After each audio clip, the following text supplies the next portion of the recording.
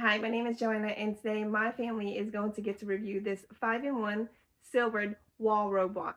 We're really excited that the company sent this to us because this is what the robot looks like, and it can turn into 4 other things.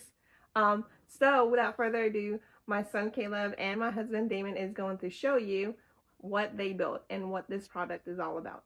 Hi, I'm Caleb. And I'm Damon, and we are going to be reviewing this Sillbird robot building kit with remote control. Alright, so we're going to show you exactly what's in this box. Go ahead and open the box, Caleb.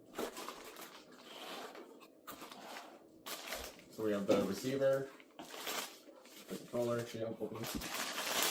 Got 1, 2, 3, 4, 5 packs. You have the manuals, 2 manuals. And then you have stickers. Right out of the box, this set comes with 430 pieces. At first, it looked a little intimidating, but once we got started, it was actually really fun to put together. The instructions are super clear, and it's a great bonding activity for parents and kids. Step by step and piece by piece, it all started coming together. My son and husband were totally in their element, figuring out how each part connected. It's hands-on, engaging, and honestly a great way to introduce kids to STEM and engineering concepts.